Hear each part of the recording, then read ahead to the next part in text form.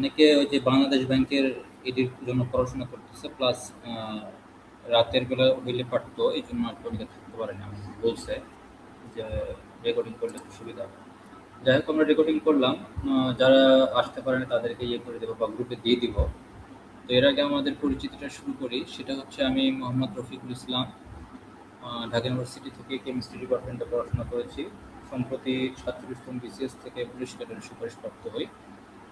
আর 44তম BCS আমি কেমিস্ট্রিতে এখন কর্মরত। 44তম বিসিএস থেকে আমার মেরিট পজিশন ছিল 5। আর এর আগে আমি চাকরি করেছি রূপপুর পরমাণু বিদ্যুৎ কেন্দ্রে প্রায় 1.5 থেকে 2 বছর আর কি, রেডিও কেমিস্ট্রি হিসেবে। তো আমার সাথে যিনি আছেন তিনি হচ্ছেন ঢাকা বিশ্ববিদ্যালয়ের রসায়ন বিভাগের লেকচারার। উনি এক্সটার্নাল হিসেবে আমাদের সাথে যুক্ত থাকবেন। এর আগে উনি বিসিএসআইআর এর সায়েন্টিফিক অফিসার হিসেবে কর্মরত ছিলেন এবং রিসার্চ ফেলো হিসেবে বিসিএসআইআর এর কর্মরত ছিলেন। আর এক্সটার্নাল টু হিসেবে যিনি থাকবেন আমাদের সাথে, তিনি হচ্ছেন মোহাম্মদ ইয়াসিন পাবেল।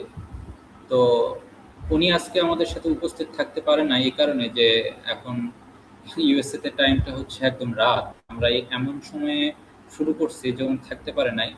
এরপরও থাকতে পারতো, বাট চেঞ্জ করার কারণে একটা ঝামেলার কারণে সে আজকে উপস্থিত থাকতে পারে না, বাট নেক্সট সেশনে সে যুক্ত হবে আর কি।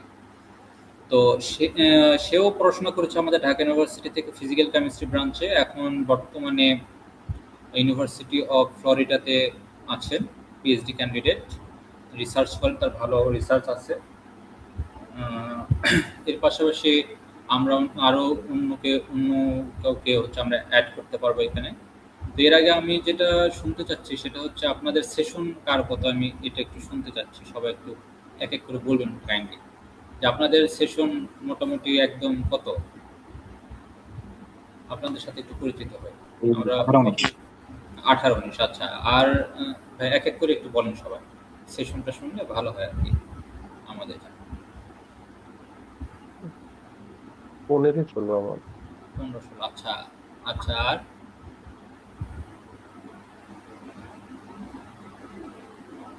হ্যাঁ, স্যামসাং এসএম, হ্যাঁ হ্যাঁ বলেন। জি, 17-18। 17-18। আচ্ছা আচ্ছা। তাহলে আমরা যে মোটামুটি যারা আছে মোটামুটি 15-16 নিচে কেউ আছেন কিনা, আমি এটা একটু 19-20। জানি। আচ্ছা, 19-20। 15-16 সেশনের নিচে কেউ আছেন?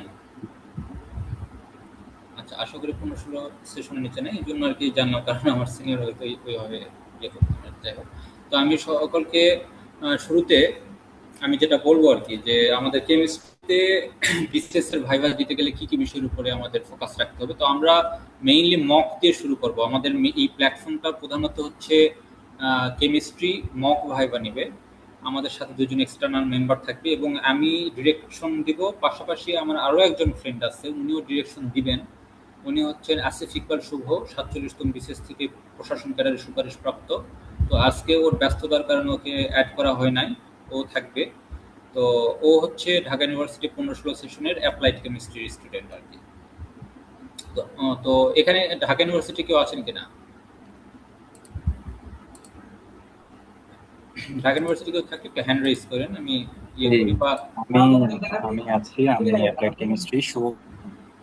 ও আচ্ছা আচ্ছা, শুভকে চল চেনো তো তাহলে। হ্যাঁ, আচ্ছা আচ্ছা, শুভ যুক্ত থাকবে আর কি। আচ্ছা, এই জন্য বললাম যে আমাদের পরিচিত অনেকে আমাকে চিনে আর কি, এই জন্য আর কি।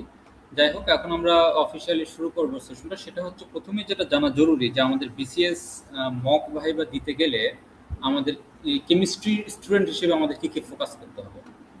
তো এই বিষয়ে আহ, প্রথমত আমি একটা ইনফরমেশন জানতে চাই। সেটা হচ্ছে, আপনাদের বোতে কাদের আছে, জেনারেল কাদের আছে, আর শুধু টেকনিক্যাল কাদের, তারা একটু বলবেন আর কি। শুধু টেকনিক্যাল কেউ থাকলে আমাকে একটু জানান, জাস্ট টেকনিক্যাল, যে কেমিস্ট্রি 50তম বিশেষ ভাইবা দেবো, শুধু টেকনিক্যালে দেবো, এরকম কেউ আছেন কিনা এখানে? আচ্ছা, একজন মেসেজ দিয়েছেন। আচ্ছা, বুথে, হ্যাঁ আপনারা মেসেজ দিয়েও বলতে পারেন। আপনারা যদি ভয়েস ইয়ে না করেন, মেসেজে বলতে পারেন। যে শুধু টেকনিক্যালে কেউ যদি থাকেন কাইন্ডলি বলেন, কারণ শুধু টেকনিক্যালের পার্টটা একটু আলাদা, আমরা ওইটা আলাদাভাবে ডিল করবো আর কি। আচ্ছা, বোথ, সবাই একটু রেসপন্স করেন। Only technical. আচ্ছা, মোহাম্মদ রাকিবুল হাসান ভাইয়ের অনলি টেকনিক্যাল আছে। আচ্ছা, আর শুধু টেকনিক্যাল কারো আছে বোথে। বোথ জেনারেল প্রবলেম নাই, আমাদের বোথ জেনারেল প্রায় সিমিলার ভাইভা ফেস করতে হবে। আর আচ্ছা, ফোন আসছে একটু। আচ্ছা, ঠিক আছে। আচ্ছা, টেকনিক্যাল তাহলে দুইজন পাইলাম। টেকনিক্যাল টেকনিক্যাল হ্যাঁ, আপনারা একটু লিখেন টেকনিক্যাল।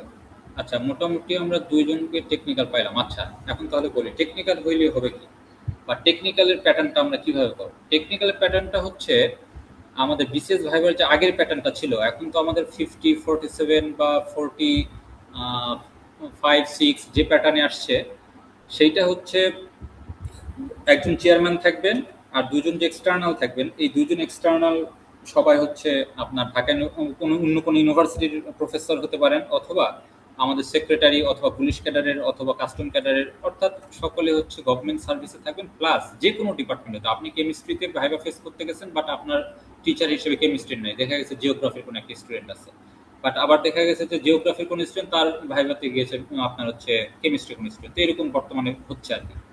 আর আগে যেটা হতো সেটা হচ্ছে কেমিস্ট্রি আলাদা করে দেওয়া হতো, যে এই মুখ দিনে কেমিস্ট্রি সবার হয়ে হবে, যার কারণে আলাদা একজন এক্সটার্নাল সবসময় থাকতো সেখানে, যে কেমিস্ট্রি স্পেশালিস্ট আলাদা এক্সটার্নাল থাকতো। তো আমরা এবার আশা করছি এবার বোধে ওইরকম কিছু একটা হতে পারে, এটা আশা করা যাচ্ছে। কারণ আমি জানতে পারছি যে এবারে কোন সাবজেক্টে কতজন পাশ করছে এটা মোটামুটি জানানো হতে পারে, যে কে কোন ইয়ে থেকে পাশ করছে কতজন, এটা জানানো হতে পারে। এটা শিওর না এখনো, এটা মানে অনগোয়িং আর কি, এখনো শিওর না। তো এটা হইলে হবে কি, যে বুথ ক্যাডারে যারা, তাদের অবশ্যই অবশ্যই একজন সাবজেক্ট স্পেশালিস্ট থাকবে ভাইভা কোডে। আর জেনারেল জেনারেল ক্যাডার যেটা, সেটাতে ওইভাবে সাবজেক্ট স্পেশালিস্ট থাকে না। এখানে মেইনলি হচ্ছে আমাদের যে গভর্নমেন্ট সার্ভিসের লোকজন তারাই থাকবেন।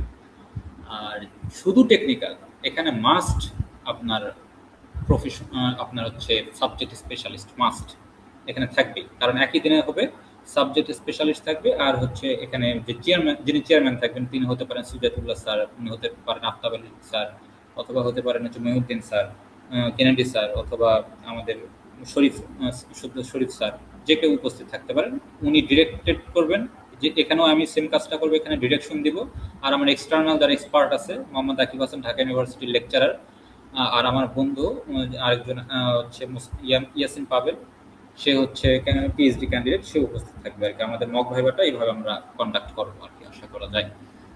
তো টেকনিক্যালের ওইটাও গেল। এখন আমি আসি বোথ আর হচ্ছে জেনারেল ক্ষেত্রে। বোথ আর জেনারেল ক্ষেত্রে সর্বপ্রথম যে কাজটা করতে হবে সেটা হচ্ছে কেমিস্ট্রির সাথে আপনি যে প্রথম চয়েসটা দিয়েছেন সেইটার লিঙ্ক খুঁজে বের করতে হবে। এখানে প্রশাসন ক্যাডার চয়েস ফার্স্ট চয়েস কার কার? প্রশাসন ক্যাডার। আপনারা একটু ইয়ে করেন, মেসেজে দিতে পারেন অথবা হ্যান্ড রেইজ করেন, বুঝলে আমরা বুঝতে পারবো আর কি, যে অ্যাডমিনিস্ট্রেশন ক্যাডার কার কার ফার্স্ট চয়েস আছে। আচ্ছা, অ্যাডমিন একজন সিলিকন অ্যাডমিন।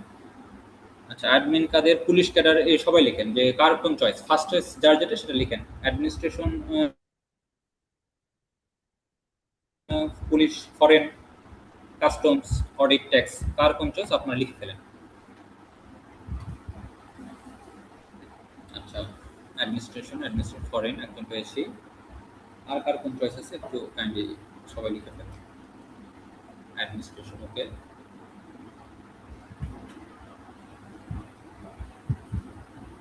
অ্যাডমিনিস্ট্রেশন,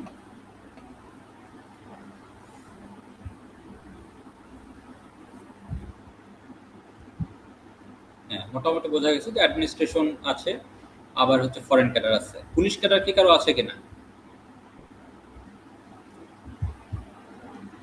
আচ্ছা, তাহলে এখন দেখেন আমরা এটা কিভাবে ডিল করব। প্রথম কথা হচ্ছে অ্যাডমিনিস্ট্রেশন যে ফার্স্ট চয়েস, এইটার সাথে আমার সাবজেক্টের লিঙ্ক আপ সবার আগে খুঁজে বের করতে হবে। এখন আমি কেমিস্ট্রি যেহেতু ভাইভা ফেস করেছি বারবার, এখন কেমিস্ট্রি স্টুডেন্ট হিসেবে কিন্তু আমার কাছে এটা একদম সহজ বলা, যে এবং আমার যে বর্তমান যে ক্রাইসিসগুলো, এটা বোঝা উচিত যে আমার বর্তমান ক্রাইসিসগুলো কি। আমার বর্তমান ক্রাইসিস যেমন আবারও কিন্তু এনার্জি সিকিউরিটি নিয়ে একটা ক্রাইসিস শুরু হয়ে গেছে। আবার environmental pollution and environmental management, এইটা অলওয়েজ বাংলাদেশের জন্য একটা ক্রাইসিস। এর পরবর্তীতে আমাদের যে ধরেন আর কি আছে, যে এনভায়রনমেন্টাল ম্যানেজমেন্টের পাশাপাশি ইন্ডাস্ট্রিয়াল ওয়েস্টেজ ম্যানেজমেন্ট এইটা হচ্ছে আমাদের যারা অ্যাপ্লাইড কেমিস্ট্রি যারা আপনারা এখানে আছেন আপনাদের জন্য খুবই ইম্পর্টেন্ট। এখান থেকে মাস্ট আপনার হচ্ছে ভাইভাতে প্রশ্ন হবে। এখন তো নিউক্লিয়ার ওয়েস্ট ম্যানেজমেন্ট সেই সম্পর্কে একটা ভালো ধারণা অবশ্যই, হ্যাঁ, অবশ্যই কিন্তু অবশ্যই বাংলাদেশ নিউক্লিয়ার কান্ট্রির দিকে মার্চ করতেছে।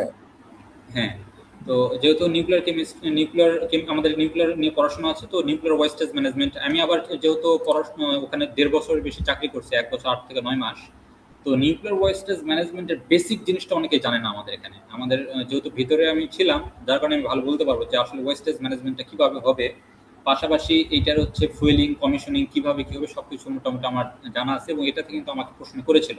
রূপপুর থেকে দেখা যাচ্ছে যে অধিকাংশ কোশ্চেন হচ্ছে। আর আপনাদের আরেকটা গুরুত্বপূর্ণ তথ্য দিয়ে রাখি, সেটা হচ্ছে আশা করা যাচ্ছে আগস্ট সেপ্টেম্বরের মধ্যেই রূপপুর তার কমিশনে চলে যাবে, তখন কিন্তু রূপপুর থেকে মাস্ট কোশ্চেন হবে। এবং কেমিস্ট্রি স্টুডেন্ট হিসেবে আমি মনে করি এটা হচ্ছে স্যারদের হবে সব থেকে একটা ইম্পর্টেন্ট টপিকস, যে আমাদের নিউক্লিয়ার এনার্জিটা এবং এনার্জি ক্রাইসিস যে আমাদের আছে, পাশাপাশি নিউক্লিয়ার এনার্জিকে রিলেট করে এখানে আমাদের ইয়েটা করতে হবে।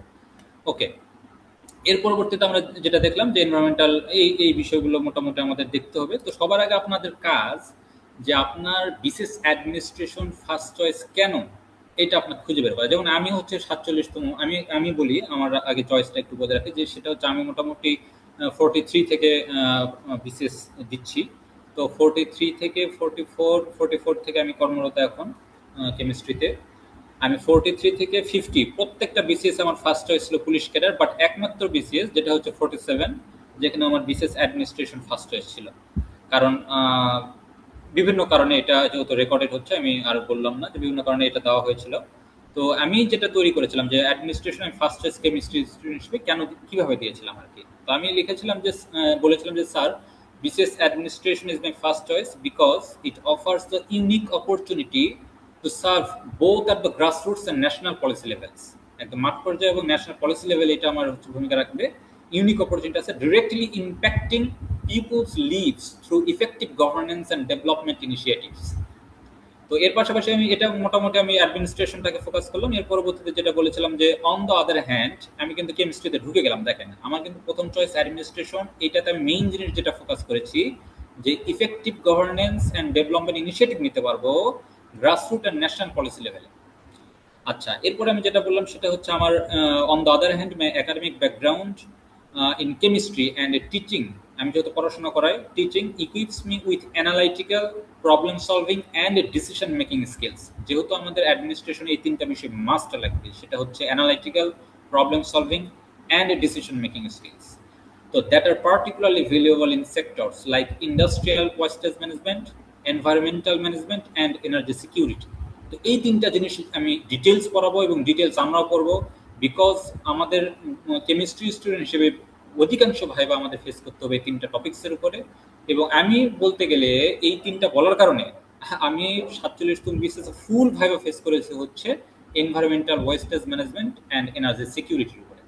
একদম প্রথমে আপনাকে বলে না যে বাসর ঘরে বিড়াল মারতে হবে, এখন আমি একটা আনঅফিসিয়াল কথাবার্তা বলতেছি।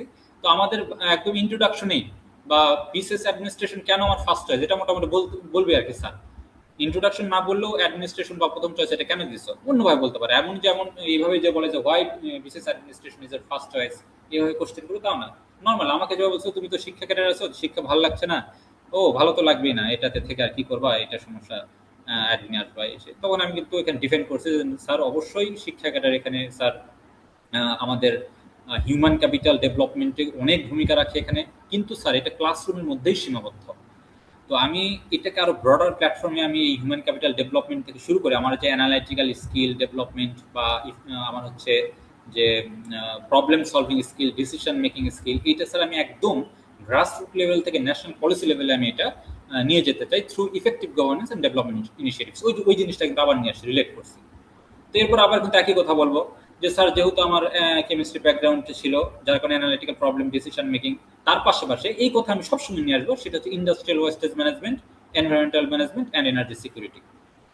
এর পরবর্তীতে বলেছিলাম therefore I believe this cadre will provide the best platform to utilize my scientific expertise with administrative leadership in policy formulation to serve country's development goals. তো এইভাবে বললে স্যারেরা আসলে অনেক, আমি বুঝতে পারতেছিলাম বলার মধ্যে স্যার খুশি হচ্ছিল। এর পাশাপাশি তখন কিন্তু আমাকে এনভায়রনমেন্টাল পলিউশন ম্যানেজমেন্ট নিয়ে আমাকে মোটামুটি কোশ্চেন করা শুরু করছে এবং পুরো ভাইবাটা আমার এরপরে হয়েছে। তো এই জন্য আপনাদের বললাম যে আমরা অনেকেই মনে করি যে আমরা কি পড়বো বা কি পড়বো না। এইটার ক্ষেত্রে অনেকেই ভুল ধারণা যে আমাদের বিসিএস ভাইভাতে অনেক কিছু করতে হয়। আসলে বিসিএস ভাইভাতে পড়াশোনা সব থেকে কম। আপনি রিটেন পাস করছেন মানে কি, আপনি হচ্ছে একটা ক্রিম। আপনার কিন্তু ওখান থেকে বের করে নিয়ে আসছে 4 লক্ষ পরীক্ষা দিয়ে এখান থেকে মাত্র 6,000 টিকছে, তার মানে আপনার ক্রিমটা কিন্তু আর বের করে নিয়ে আসছে। এখানে মোটামুটি সবাই ইকুয়াল বলতে গেলে, 1 থেকে 50 মিনিট বাদে 51তম মিনিট থেকে 1000তম মিনিটের মার্ক ডিফারেন্স অনলি 10 to 20। কিন্তু এই ভাইভাটা এত বড় ফ্যাক্ট যে অনেকে ওই ভাইভা বোর্ডে গিয়ে কথা বলতে পারে না। আমি দেখেছি যে আমার বোর্ডে যে প্রথমে ঢুকছিল, সেকেন্ডে যে ঢুকছিল, সে লিটারালি পুরো ঘেমে গেছে, একদম পুরোটা সে ঘেমে গেছে। মানে সে কিন্তু ফেস করতে পারে না। তো আপনারা যদি আগে থেকে মক না দেন, মক ফেস যদি না করেন, বা এই বিষয়টা যদি আপনারা আরো ভালোভাবে বুঝতে না পারেন, তাহলে কিন্তু ভাইভা ফেসে, আরেকটা কথা বলি, ভাইভা ফেসে আমি যতটুকু নলেজ গ্যাদার করবো বা যতটুকু নলেজ নিয়ে যাব, তার 10% আপনার মনে থাকবে। এটা কিন্তু মনে রাখবেন, অনলি 10% আপনার মনে থাকবে। একই তো অনেক ভাইভা নাও, তুমি তুমি একটু হ্যাঁ, কিছু বলো যে আসলে কি হয় বলো তো। তুমি তো অনেক স্টুডেন্টের ভাইভা টাইভা নাও। হ্যাঁ, ধন্যবাদ বলার সুযোগ দেওয়ার জন্য। আসলে আহ, রফিকুল ইসলাম আমার ফ্রেন্ড বা ক্লাসমেট, আমরা ছিলাম একসাথে ঢাকা ইউনিভার্সিটিতে। তো ও যখন আমাকে এই বিষয়টা নিয়ে অ্যাপ্রোচ করলো যে ও একটা একাডেমি শুরু করতে চাচ্ছে যেখানে বিসিএস রিলেটেড কিছু মক টেস্ট বা রিটেন টেস্ট বা এটসেট্রা এরকম একটা প্ল্যাটফর্ম করতে চাচ্ছে যেখানে ডিসকাস করবো। তো তো ও যখন আমাকে অ্যাপ্রোচ করলো যে বিসিএস এর কেমিস্ট্রি পার্টটার জন্য তুমি থাকলে ভালো হয়, তো আমি তখন ওকে বললাম যে আমি তো আসলে বিসিএস রিলেটেড, আমার ধারণা তো আসলে ওই রকম অত তীক্ষ্ণ না, কিন্তু রসায়ন রিলেটেড ধারণা আই গেস একটু ভালো। তো সেই ক্ষেত্রে ভাবলাম যে দেখি প্ল্যাটফর্মটা একটু সময় দিয়ে দেখি আসলে কি হয়। তো ওই যে যেটা ও বলতেছিল, আসলে আমরা যখন ভাইবা কন্ডাক্ট করি, সাত কলেজের ভাইবা বলেন অথবা বিভিন্ন পাবলিক ইউনিভার্সিটি যেগুলো আশেপাশে আছে, বিশেষ করে জগন্নাথ বিশ্ববিদ্যালয়, জাহাঙ্গীরনগর বা বুয়েট, এগুলোতে যখন আমরা ভাইবা নেই বা নিজের ডিপার্টমেন্টে যখন ভাইবা নেই, তখন তো আসলে আমরা সব টপিক সম্পর্কে একটা স্টুডেন্টের কাছ থেকে জানতে চাই না। আমরা শুধু দেখতে চাই যে ওর কনফিডেন্স লেভেল কতটুকু, ও ভালোভাবে কথাবার্তা বলতে পারতেছে কিনা, ডেলিভার করতে পারতেছে না, এবং আমাদের ডিসকাশনটা বা আমাদের জানার আগ্রহটা মোরলেস ডেফিনেশন লেভেলেই থাকে। যে হ্যাঁ, ও হলো সারফেস লেভেলে এই জিনিসটা সম্পর্কে কিছু বলতে পারে কিনা, এই জিনিসটা সম্পর্কে শুনছে কিনা আগে, বা এই ব্যাপারে ওর কোনো পরিচিতি আছে কিনা। একটা টপিক, আমি তো আর একটা একটা ভাইভাতে তো আসলে দেখা যায় ও 100% ও প্রিপারেশন নিয়ে আসলো, সেখান থেকে 5% বা 10% আসলে ও আসলে ডেলিভার করতে হয়। সবগুলো টপিক তো আর আসলে জিজ্ঞেস করার সময়ও থাকে না বা ইচ্ছাও থাকে না। আমরা অল্প টাচ করে আসলে বুঝতে পারি তার মধ্যে আসলে অ্যাসেট কতটুকু আছে বা কতটুকু নেই। তো সেই ক্ষেত্রে আপনাদের প্রিপারেশন তো নিতে হবে সব বিষয়ের উপরই, মানে কেমিস্ট্রির সবটা টপিকের উপরই বা অন্যান্য টেকনিক্যাল ক্ষেত্রে সব টপিকের উপরই তো আসলে প্রিপারেশন নিতে হবে। কিন্তু দেখা যাবে আমরা সবগুলো টপিককে একটু একটু সারফেস লেভেলে জাস্ট আমরা কোশ্চেন করে টেস্ট করব, যে হ্যাঁ ও উইথ কনফিডেন্স ও ডেলিভার করতে পারতেছে কিনা, নাকি ও ভয় পাচ্ছে, ওর বডি ল্যাঙ্গুয়েজ কি রকম, কথা বলার ধরন কি রকম। এগুলি আসলে আমরা আসলে বিশেষ করে মেজার করি, চেক করি, দেন তার উপর তাকে কি করি, ইভ্যালুয়েট করি, তাকে মার্কস আসলে দেওয়াটা এইসব জিনিসের উপরে নির্ভর করে। যে ইন্টারলি যে নলেজ বেসড মার্কস দেওয়া হয়, জিনিসটা কিন্তু সেই রকম না। দেখা যায় 50% মার্কস যদি নলেজে থাকে, তার রকম হয়তো আমরা তার নলেজের উপর করি, কারণ একটা মানুষকে তো আসলে ফুললি অ্যাসেস করা পসিবল না। একটা শর্ট ভাইবার মধ্যে তো আসলে তার যে নলেজ ওয়াইজ যে ক্যাপাবিলিটি আছে সেটাকে তো আসলে ফুললি অ্যাসেস করা পসিবল না। যতটুকু আমরা অ্যাসেসমেন্ট করতে পারি সেটা হলো তার level of talking, interaction, and the way he is speaking. এগুলো দেখে আসলে আমরা মেনলি অ্যাসেসমেন্ট করি। তো কন্টিনিউ করবেন রফিক স্যার, নাকি কি করবো আর কি? হ্যাঁ, আসসালামু আলাইকুম। যে আরেকটা তথ্য আমি দেই, যে আমার বন্ধু আকিব, ওকে কিন্তু আমি রিকোয়েস্ট, আমি ছাড়া অন্য বাংলাদেশের যে কেউ রিকোয়েস্ট করবে ও কিন্তু অ্যাকসেপ্ট। আমরা হচ্ছে বলতে গেলে মানে ডিপার্টমেন্টে একদম শুরু থেকে অন্য লেভেলের ফ্রেন্ড আমরা। তো যার কারণে ও কিন্তু এর হ্যাঁ, আগে তারা অন্যান্য প্ল্যাটফর্মে সংযুক্ত হওয়ার কথা বলছে, কিন্তু আসলে ইউনিভার্সিটিতে থাকাকালীন আসলে ওইরকম ভাবে সময় হ্যাঁ, দেওয়া পসিবল হয় না, হ্যাঁ, আর আমি ওইরকম হ্যাঁ, ইচ্ছাও থাকে না আর কি। তো আমি মনে রফিক করি বলার পর আমি মানা করতে সেটাই, পারিনি। যে আমি মনে করি যে আপনারা হচ্ছে এই 50তম বিশেষ ভাইবা যারা দিচ্ছেন, আপনারাই একমাত্র অনেক লাকি। এই বাংলাদেশ বলতে গেলে আমি এই প্রথম মনে হয় কোনো প্ল্যাটফর্ম যে এরকম একাডেমিক লেভেলে ইউনিভার্সিটির কোন টিচারকে এনগেজ করছে কোনো পিএইচডি ক্যান্ডিডেটকে এনগেজ করছে। এটা সম্ভব হয়েছে একমাত্র এই কারণে যে তারা আমার ফ্রেন্ড সার্কেলের মধ্যে, যার কারণে এটা সম্ভব হয়েছে, অন্য তাছাড়া সম্ভব হইতো না। তো যাই হোক, আমরা এটা শুরু করব। আমরা আমাদের এই প্ল্যাটফর্মটা ভবিষ্যতেও কন্ডাক্ট করবে আশা করি, এবং আমাদের চিন্তা আছে যে 51তম যে বিসিএসটা, এখানে যে ডক্টররা থাকবেন তাদের মকের জন্য আমাদের ঢাকা মেডিকেলের দুজনকে আমরা ইনক্লুড করবো এখানে। আমরা সবসময় সাবজেক্ট স্পেশালিস্টকে বেশি প্রাধান্য দেব। পাশাপাশি যে আমরা যারা প্রশাসন হোক, পুলিশ হোক, ফরেনে হোক, আমরা যারা আছি, আমরা হচ্ছে যতটুকু হেল্প করা যায় এটা হচ্ছে আপনার ডিরেকশন দেবো আমরা আর কি। মেইন কি বলে এক্সপার্টাইজ যারা থাকবে, স্পেশালিস্ট, তারা কিন্তু এগুলো কন্ডাক্ট করবে মোটামুটি আর কি। তো আমাদের ভাইবা বোর্ডেও এই জিনিসটা আমরা দেখতে পাই আর কি। তো আমরা প্রথমে যেটা বললাম যে প্রথমে আমরা যেটা বললাম যে আসলে অনেক কিছু দেখা হয় না ভাইবা বোর্ডে। আপনার কথা মতো আমার বন্ধু তো বললো কথা বলার স্টাইলটা কেমন, কিভাবে কি। তো প্রথম জিনিসটা হচ্ছে আপনার সাবজেক্টের সাথে অ্যাডমিনিস্ট্রেশন ক্যাডারের যে লিঙ্ক আপটা, এটা আপনারা ঠিক করবেন।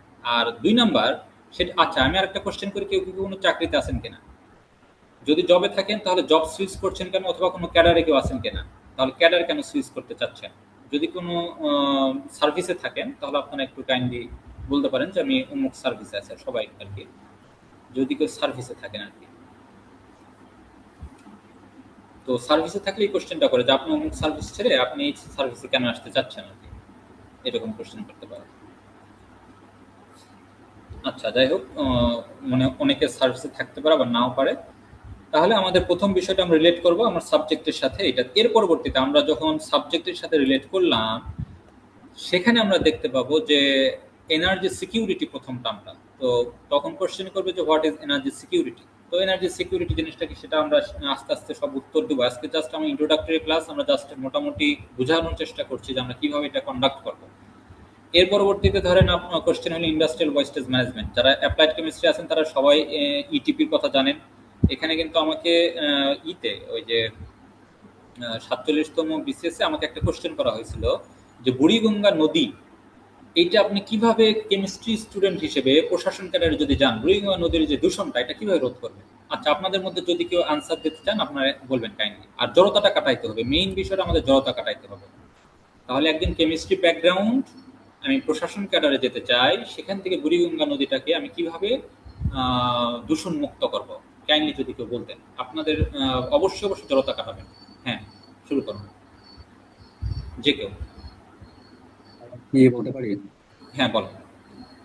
হ্যাঁ, তো বুড়িগঙ্গা নদীর দূষণের পিছনের কারণগুলো আমাদের আসলে আইডেন্টিফাই করা প্রয়োজন। এখানে ইন্ডাস্ট্রিয়াল ওয়েস্টের পাশাপাশি যে কিছু ডোমেস্টিক ওয়েস্ট সেগুলো বুড়িগঙ্গা নদীতে প্রচুর পরিমাণে এক্সপোজ হচ্ছে।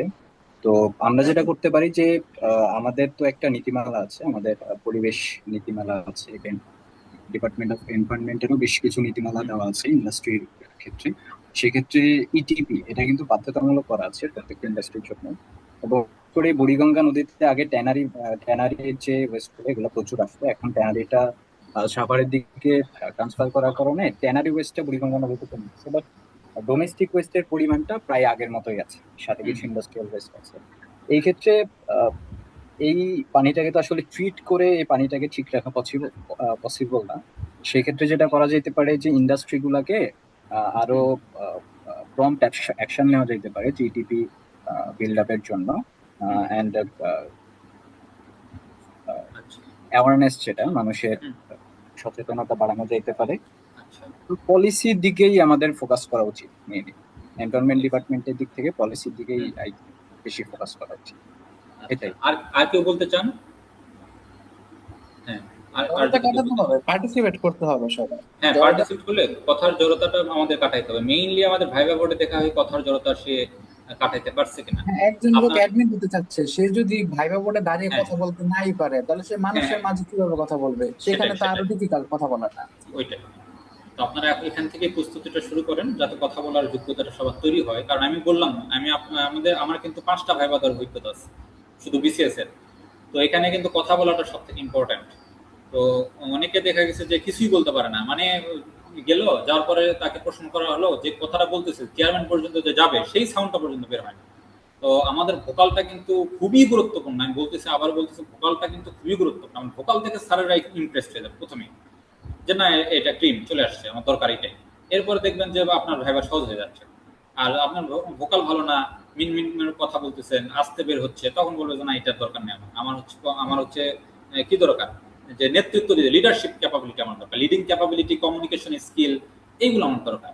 তো শুধু আপনার তো রিটেনে পাস করেই আসছে আমরা এখানে, আমি বললাম না যে 51তম থেকে 1000তম মার্কস ডিফারেন্স অনলি 10 to 20, এটা কোনো ব্যাপারে না।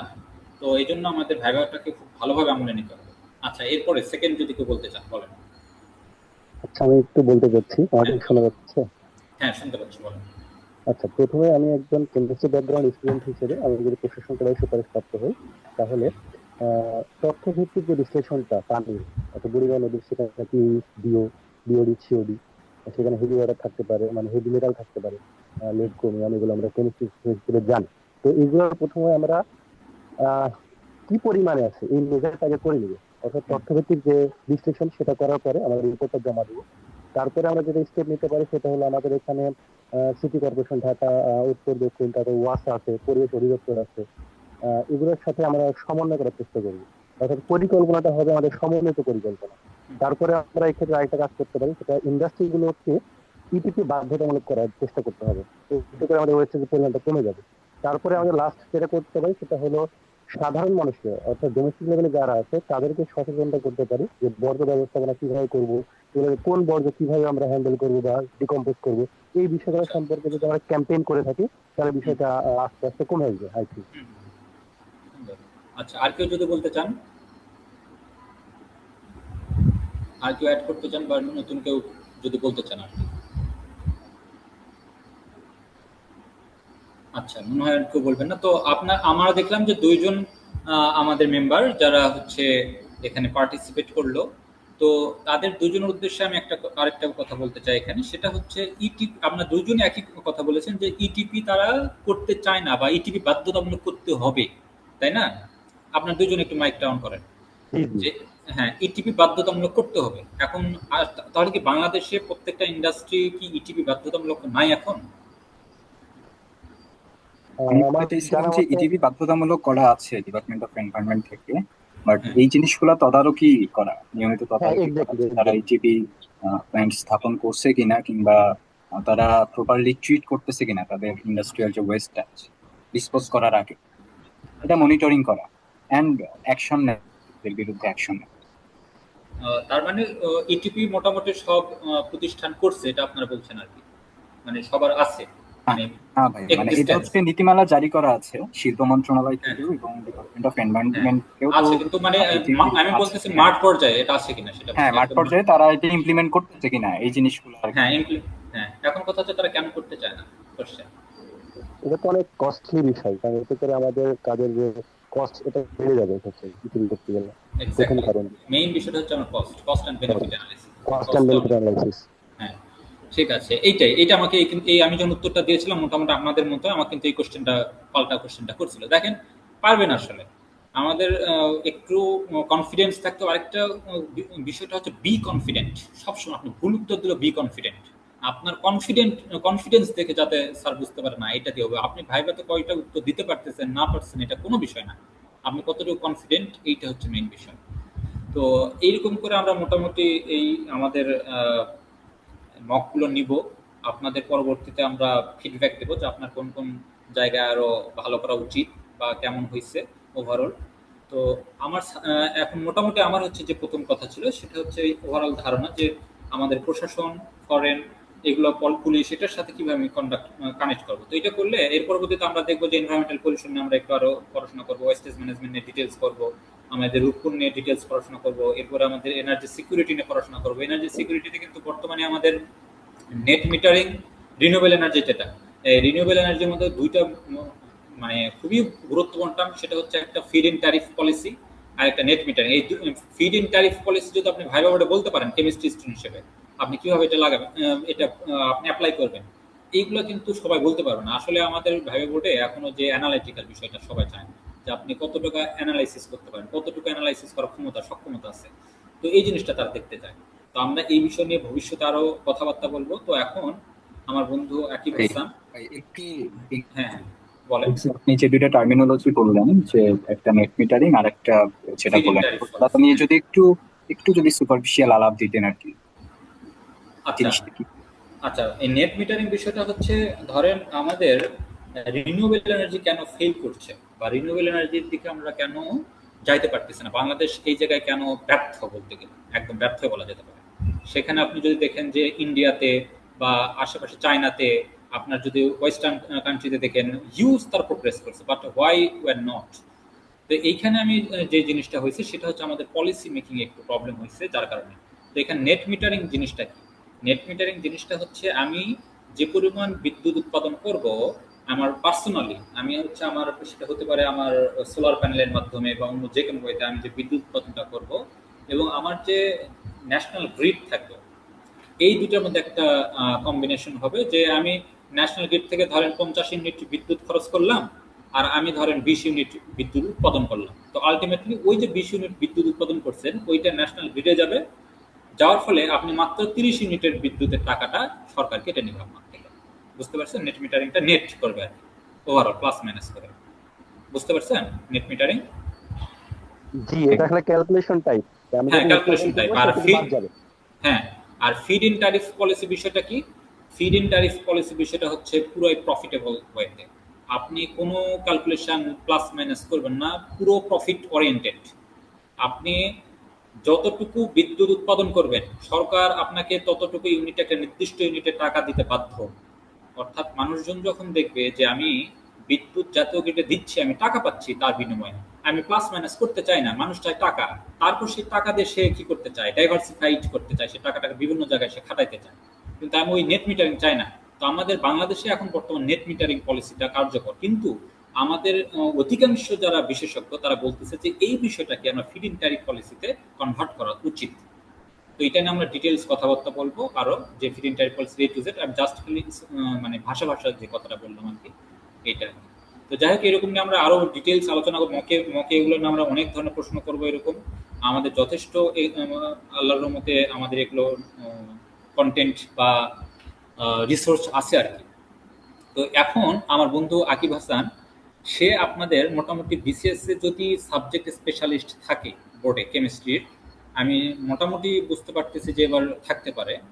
আর টেকনিক্যাল যাদের, তাদের অবশ্যই অবশ্যই থাকবে। তো সেই ক্ষেত্রে কোন কোন জায়গায় প্রিপারেশন নিলে ভালো হয়, তো সেই জায়গাটা বলবে। তো সব থেকে গুরুত্বপূর্ণ জায়গাটা সে বলবে, যে স্পেকট্রোস্কোপের যে জিনিসগুলো মাস্ট ধরে এনএমআর, তারপর হচ্ছে মাস স্পেকট্রোমেট্রি, এগুলো সে আমার বন্ধু বলবে। আকিব হাসান, জি বন্ধু, জি হ্যাঁ, জি, শুরু করো। ধন্যবাদ। আসলে আমি যেটা শুরুতে প্রথমে বলে আসছিলাম, হয়তো বিসিএস রিলেটেড আমার ধারণা ওই রকম নেই, কিন্তু কেমিস্ট্রি রিলেটেড ধারণা হোপফুলি ভালোই আছে। তো একটা ভাইভাতে আমরা আসলে কি শুনতে চাচ্ছি বা কি এভাবে বললে আসলে বেটার হবে, সেটা আসলে আমি আসলে সেই ব্যাপারে আপনাদের যে একটা ধারণা দিতে পারবো। তো বিসিএস কেমিস্ট্রি যে ভাইভাটা অ্যাকচুয়ালি হবে, সেখানে কিন্তু আসলে সিলেবাস আমাদের এই অনার্স লেভেলের যে সিলেবাসটা ছিল সেই সিলেবাসটি মেনলি, আন্ডারগ্রেড লেভেলে যে সিলেবাসটা ছিল সেটি মেনলি ফুল সিলেবাসটি, আর তাছাড়া আলাদা তো একটা সিলেবাস আপনাদের দিয়ে দেওয়া আছে।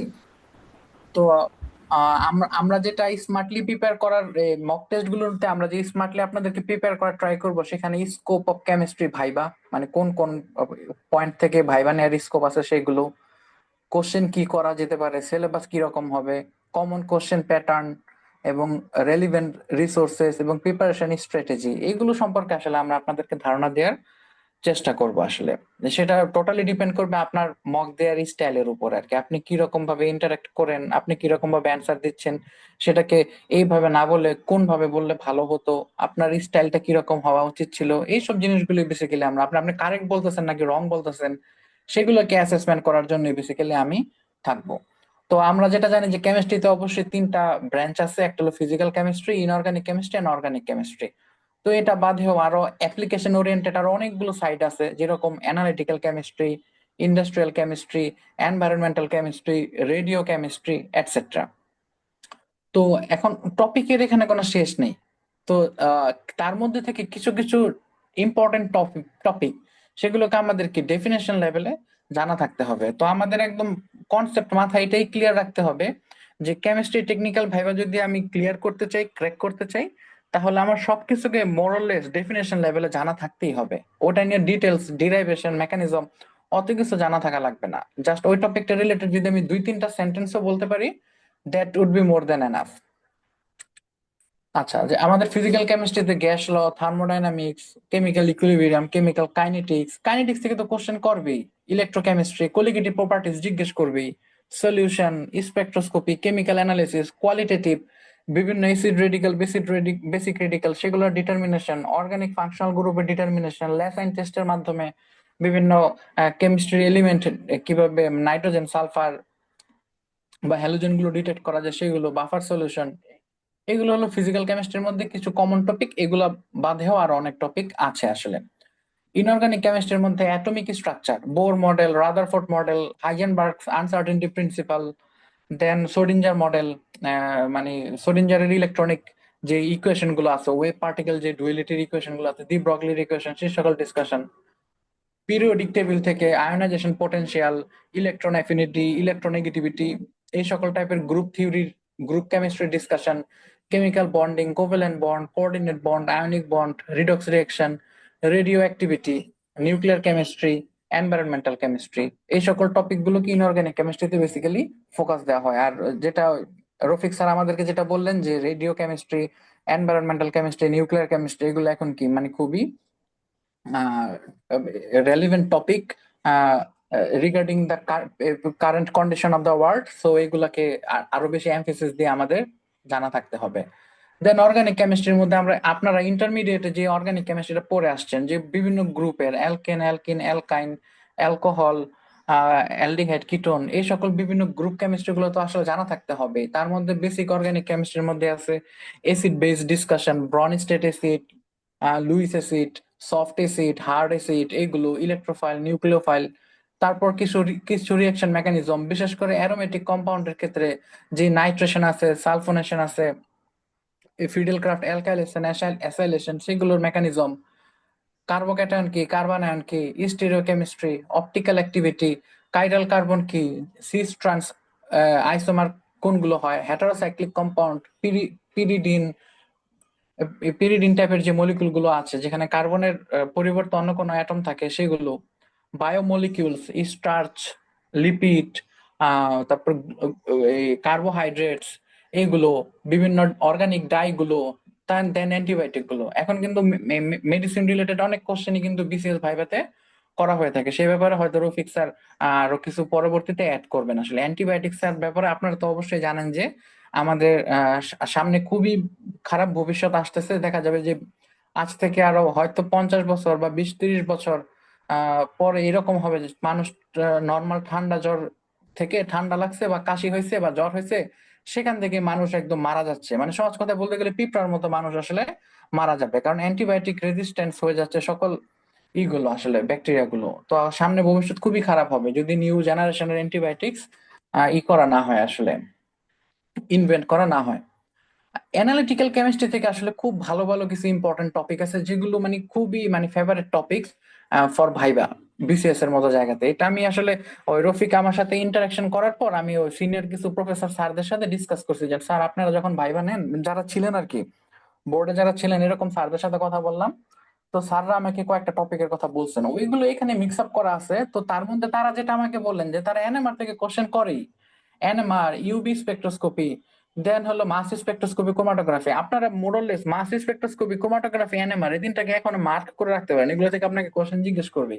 এনএমআর এর প্রিন্সিপাল বলতে বলতে পারে, মাস স্পেকট্রোস্কোপির প্রিন্সিপাল, ক্রোমাটোগ্রাফি থেকে জিসি, এমএস কি, এইচপিএলসি কি, এলসি কি, গ্লাস ক্রোমাটোগ্রাফি কিভাবে করে, পেপার ক্রোমাটোগ্রাফি কিভাবে করে, এই সকল ফান্ডামেন্টাল জিনিসপত্র একদম ইজিলি জিজ্ঞেস করে। রিটেনশন ফ্যাক্টর কি, রিটার্ডেশন ফ্যাক্টর কি, মানে যে আরএফ ভ্যালু যেটা বলে সেটা আসলে আসলে তো বিসিএস এর যেই ভাইবা গুলো হয়, বিসিএস না মোরলেস টেকনিক্যাল যে যেখানে ভাইবা গুলো হয় না কেন, ইভেন আমার ইসের ক্ষেত্রে আমি যখন ভার্সিটিতে টিচার হিসেবে জয়েন করছি তখন সেখানকার ভাইবা গুলো তো আসলে বললামই তো প্রথমে যে একটা টপিককে ইন ডিটেলসে জিজ্ঞেস না করে ভিন্ন ভিন্ন টপিককে আপনার কাছে কি অল্প অল্প করে জানতে চাবে যে আপনি ভিন্ন ভিন্ন টপিক সম্পর্কে কতটা পারদর্শী, বা বিভিন্ন জিনিস একই সাথে জিজ্ঞেস করলে আপনি এই হয়ে যান কিনা, পারপ্লেক্সড হয়ে যান কিনা, পারপ্লেক্সড হয়ে যে আপনি কনফিউশন করে ফেলেন কিনা, সেটা চেক করে জন্য ভিন্ন ভিন্ন টপিক থেকে ভ্যারাইটিস অফ কোশ্চেন করে, একটা টপিকের মধ্যে অ্যাড হেয়ার না করে।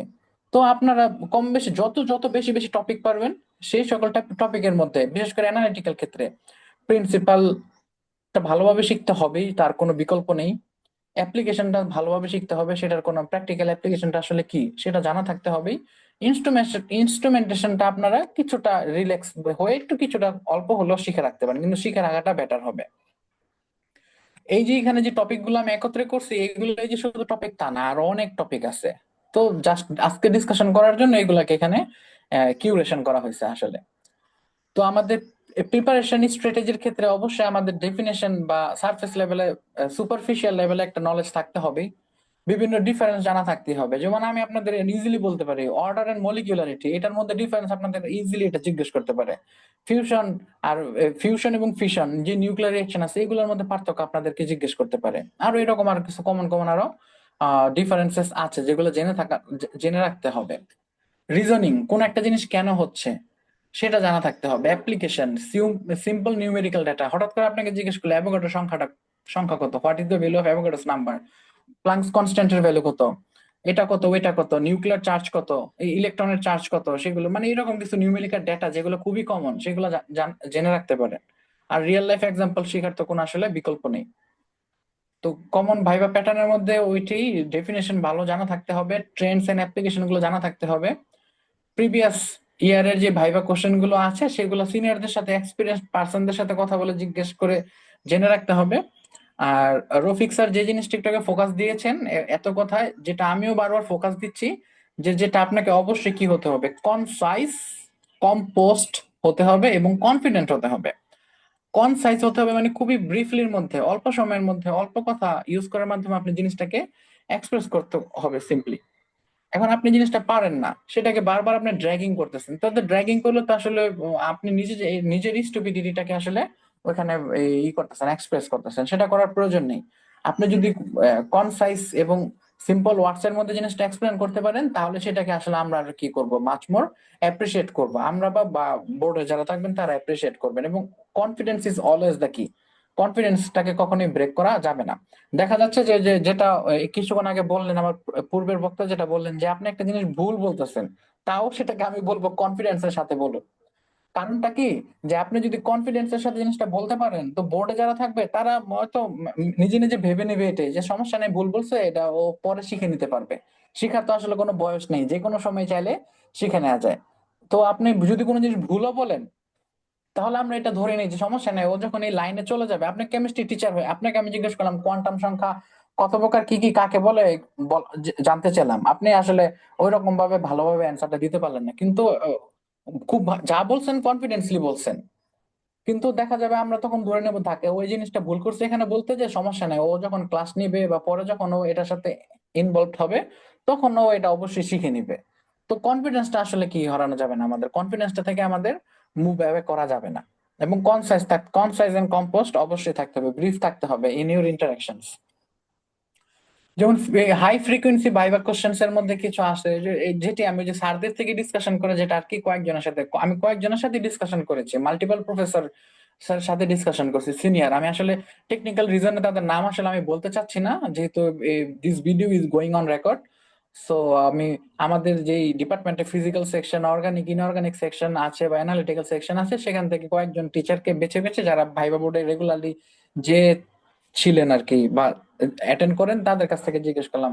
তারা যেমন এন্ট্রপি কি, ডেল্টা জি, গিবস ফ্রি এনার্জিটা কি, অ্যাক্টিভেশন এনার্জি কি, buffer solution is a sweet spot for asking questions, Raoult's law, Nernst equation, organic থেকে electrophile, nucleophile, SN1 SN2 reaction, aromaticity থেকে হাকেল রুল জানতে চায়, ফিডেল ক্রাফট অ্যালকাইলেশন অ্যাসাইলেশন কিরকম হবে সেগুলো, অপটিক্যাল অ্যাক্টিভিটি মানে স্টেরিও কেমিস্ট্রি থেকে কাইরাল কার্বন কি, সিস ট্রান্স কি, অপটিক্যাল অ্যাক্টিভিটি জিনিসটা কি, এইগুলো জিজ্ঞেস করা।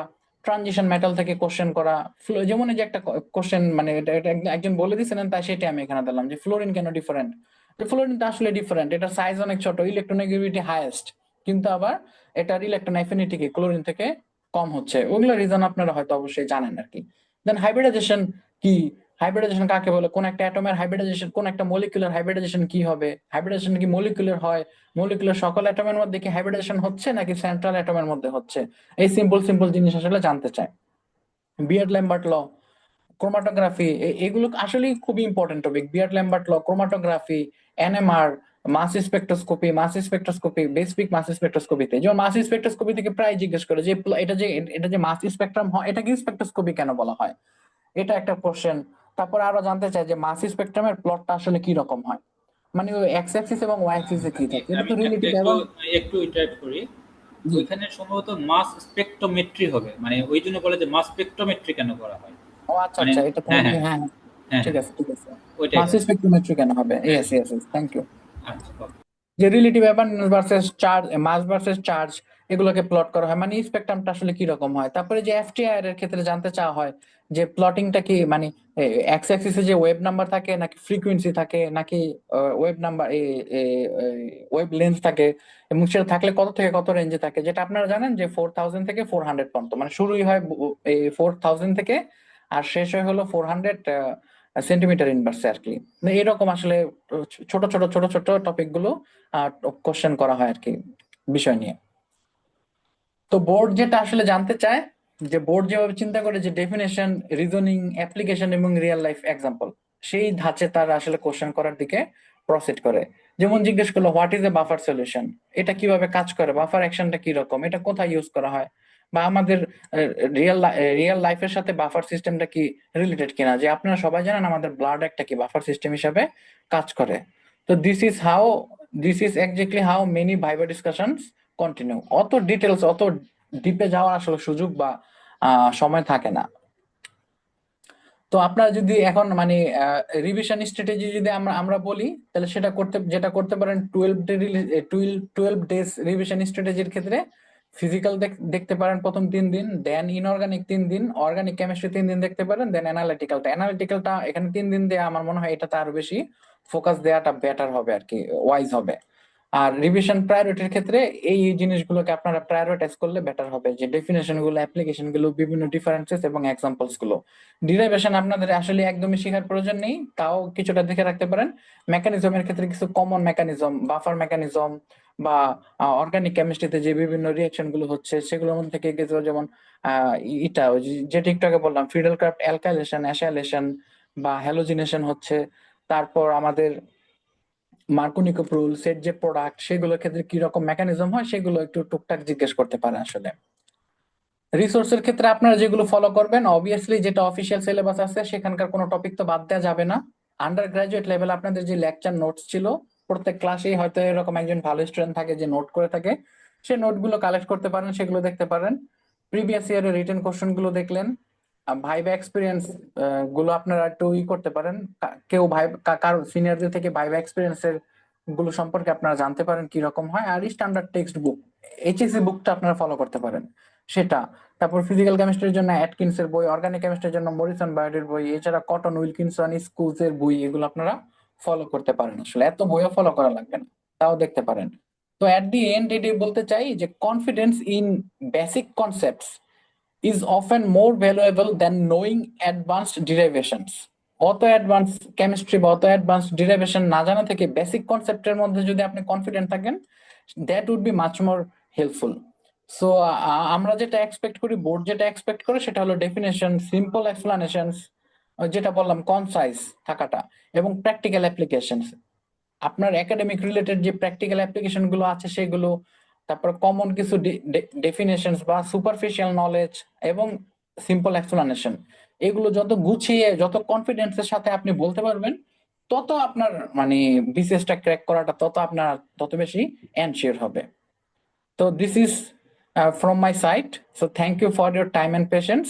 তো হোপফুলি যদি আপনারা মকে পার্টিসিপেট করেন তো সামনে আরো অনেক ইনশাল্লাহ আরো ডিসকাশন হবে। Thank you. রফিক স্যার, আপনি ধন্যবাদ। এখন কন্টিনিউ করতে পারেন। ধন্যবাদ আকিব স্যারকে এত সুন্দর তার বক্তব্য বা অথবা কেমিস্ট্রির যে এক্সপার্টাইজ হিসেবে যে নলেজটা সে শেয়ার করলো, এই জন্য তাকে অসংখ্য ধন্যবাদ। তো আমরা চাচ্ছি আপনাদের মধ্য থেকে কোনো প্রশ্ন চাচ্ছি আর কি, যদি আপনার প্রশ্ন করতেন, যে কোনো কোশ্চেন করতে পারেন, সেটা কেমিস্ট্রির উপর হতে পারে বা অন্য কোনো আমার বা আকিব স্যারের উপরে, যে কোনো কোশ্চেন আপনারা করতে পারেন। কোর্স প্ল্যান সম্পর্কে কি কোশ্চেন করতে পারি? জি বলেন। এক্ষেত্রে কি শুধু মক নেওয়া হবে নাকি আমাদের কিছু নোট প্রোভাইড করা হবে? না, এখানে আমরা যেটা বলেছি প্রথমত সেটা হচ্ছে মক নিব আর কি, কারণ মকের মধ্যে আমরা ফিডব্যাকটা দিয়ে দিব, কোথায় প্রবলেম, কিভাবে আপনাদের এটা ইয়ে করতে হবে, এইটা দিয়ে দিব। আর ডিটেলস আর কি, আপনারা তো কেমিস্ট্রি পড়ছেন, জাস্ট আপনারা পড়বেন, এখানে আমাদের তো পড়ানোর কোনো বিষয় এখানে নেই। বা ধরেন আবার যে রিটেনের পড়াশোনা, ওইটা কিন্তু ভাইবার জন্য জাস্ট কনসাইজ এন্ড প্রিসাইজ ওয়েতে নিয়ে আসলেই কিন্তু এনাফ। বাট আমরা যখন ভাইবা কোশ্চেনটা করব, আপনার ফিডব্যাকটা আমি দেখবো যে আপনি কিভাবে রেসপন্স করেন এবং আমি ফিডব্যাকটা কিভাবে দিচ্ছি, এটাতে আমরা ফোকাস করবো। আর কোশ্চেনগুলো অবশ্যই কোয়ালিটিফুল হবে। এতটুকু এনশিওর থাকেন যে আমাদের এক্সটার্নাল যে দুইটা মেম্বার, অবশ্যই আপনারা বুঝতেছেন যে আপনারা মানে প্রথম কোনো ব্যাচ হতে যাচ্ছেন যাদের এইরকম হাই কোয়ালিটি এনশিওর করে কোনো দুইটা এক্সটার্নালকে আমরা অ্যাড করছি আমাদের প্ল্যাটফর্মে।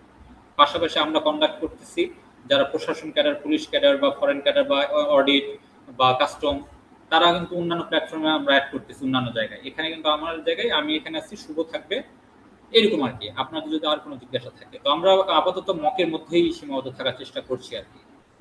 আচ্ছা, ওই আকিব স্যার যে টপিকগুলো সিলেক্ট করেছিল, ওই টপিকগুলো কি আমাদেরকে দেওয়া হবে, দিলে সুবিধা? হ্যাঁ, পিপিটি এই ফাইলটা দেওয়া হবে আর কি, ফাইল শেয়ার করে দিব, সমস্যা নেই। আচ্ছা আচ্ছা, ধন্যবাদ। আপনাদের আর কোনো জিজ্ঞাসা আছে কিনা? আমাদের আসলে বর্তমানে প্ল্যানটা হলো মকের মধ্যে সীমাবদ্ধ থাকা, তো পরবর্তীতে যদি নেসেসিটি অ্যারাইজ করে যে হ্যাঁ রিটেনের জন্য এক্সাম নেওয়া, রিটেন খাতা ইভ্যালুয়েট করা বা করা, সেটা পরে নেসেসিটির সাপেক্ষে আসলে আমরা ওইদিকে আগাবো কি আগাবো না, সেটা ইন্টারলি রফিক্সের আসলে ডিসাইড করবেন আসলে যে ওদিকে যাওয়া হবে কি যাওয়া হবে না। তো আপাতত আমরা মকের জন্য আসলে এখানে একত্রিত হয়েছে আর কি। এটাই তো ঠিক না রফিক স্যার? হ্যাঁ, এটাই এক্স্যাক্টলি। আপাতত মকের জন্য আর কি দুইটা মক থাকবে। তো প্রথম মকটা থাকবে আর কি হচ্ছে, আমরা নরমালি 20 থেকে 25 মিনিট আমরা একটা মকটা নিব পার পারসন, এবং তাকে ফিডব্যাক দেওয়া থেকে শুরু করে সবকিছু ইনস্ট্রাকশন থেকে শুরু করে মোটামুটি আমরা 40 মিনিট একজন প্রার্থীকে 40 মিনিটের মক দিব আর কি, ফার্স্ট মক। আর সেকেন্ড বা 40 থেকে তারও বেশিও দিতে পারি, 50-1 ঘন্টা, সর্বোচ্চ 1 ঘন্টা পাবে। আর সেকেন্ড মক যেটা হবে, অর্থাৎ আমরা চাচ্ছি তার সাথে ফেস টু ফেস কথা বলতে। অনেক জায়গায় আমরা দেখছি যে 14-15 জন, সময় বাঁচানোর জন্য 14 থেকে 15 জনকে একসাথে রাখে ওখানে মক নেয়। আসলে ওইখানে আমার যে ভিতরের যে বিষয়টা আছে, এটা কিন্তু আমি প্রপারলি বলতে পারি না, কারণ অনেকে থাকে ওইভাবে হয় না আর কি, হয়ে ওঠে না। অনেক মানুষের থাকলে লজ্জায় অনেক কিছু বলা যায় না।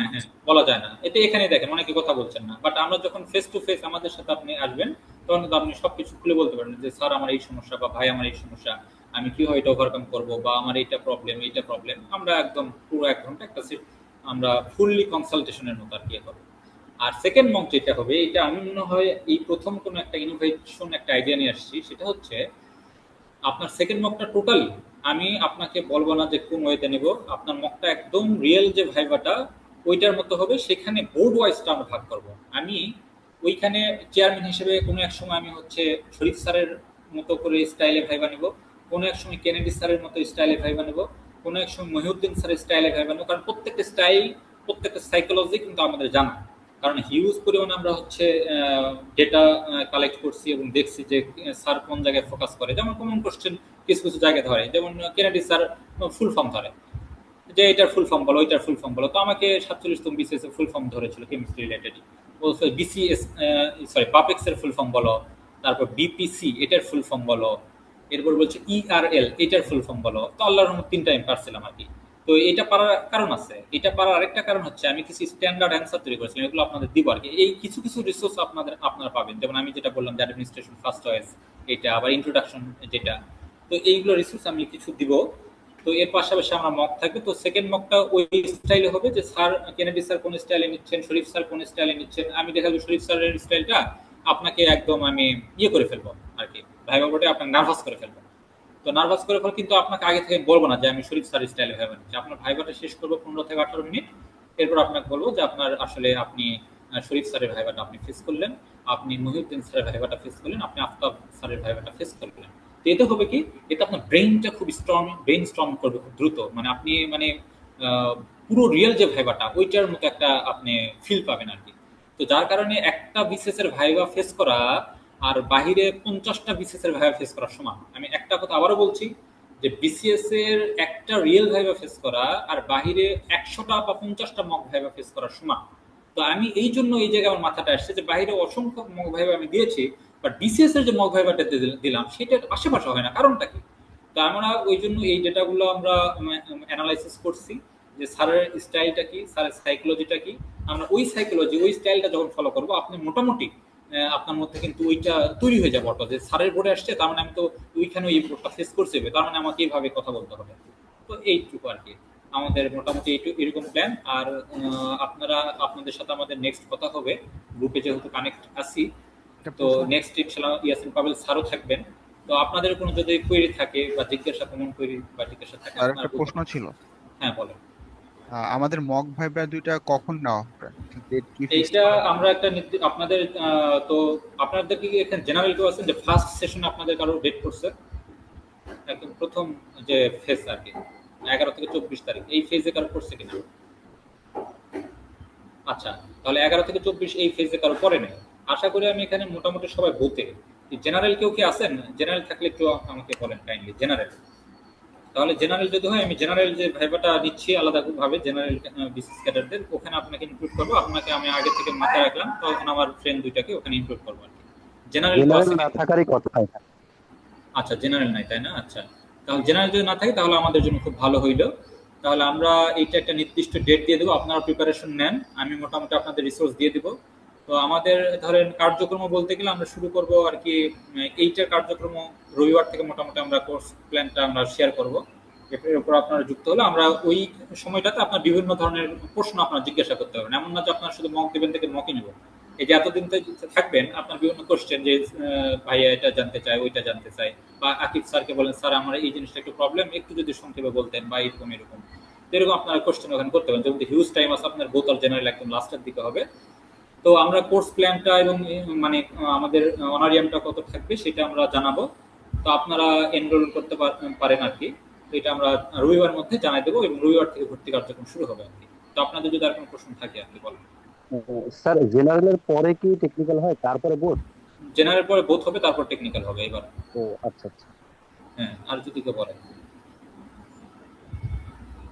আপনাদের আর কারো কোনো জিজ্ঞাসা আছে? আসসালামু আলাইকুম স্যার। ওয়ালাইকুম আসসালাম, হ্যাঁ বলো। স্যার আমি ভর্তিতে পাস করছি, আমি কেমিস্ট্রির জন্য কোনো বই যদি সাজেশন দিতেন বাজারে। জি জি, আমি কথাটা বুঝতে পারিনি, যদি কাইন্ডলি আরেকবার বলতেন। স্যার কেমিস্ট্রির জন্য কোনো ভাইবার ভালো বই আছে কি? আচ্ছা, ভাইভার জন্য বলতে গেলে আমাদের ভাইভার জন্য এরকম বই কিন্তু কেমিস্ট্রির জন্য নাই। এখন আপনি যেটা করতে পারেন, আমি যেটা বলতে পারি, আমাদের আকিব স্যার অলরেডি বলে দিয়েছে এইগুলো জিনিসগুলো দেখবেন। আরেকটা বিষয় আপনাদের বলে রাখি, সেটা হচ্ছে ভাইভা বোর্ডে ঢাকা ইউনিভার্সিটির টিচার কেমিস্ট্রির মাস্ট থাকবেন। তো সিনিয়র স্যার, প্রফেসর স্যারদের সাথে মোটামুটি কথা বলেও আহ, মানে যতটুকু বলার কথা আর কি, আকিব স্যার বলছেন যে এই জিনিসগুলো আমরা প্রত্যেকটা জায়গায়, শুধুমাত্র বিসিএস না, যে কোনো জায়গায় এইগুলো কমন কোশ্চেন, এগুলো বলার চেষ্টা করছে স্যারেরা। তো ওখান থেকে আমাদের কয়েকটা কোশ্চেন জাস্ট দেওয়া হয়েছে টেমপ্লেট হিসেবে।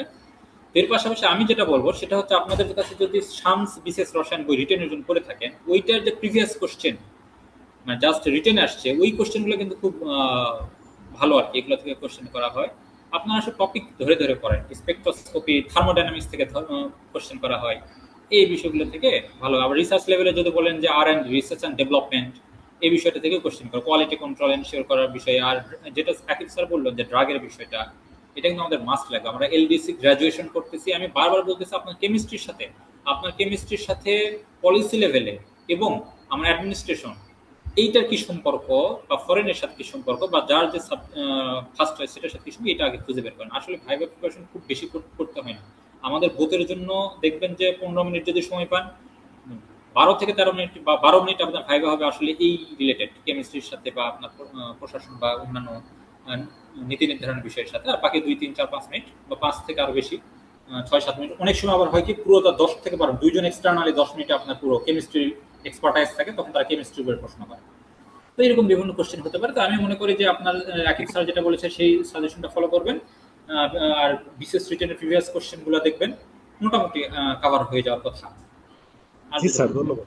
হ্যাঁ, আর কারো কোনো জিজ্ঞাসা আছে?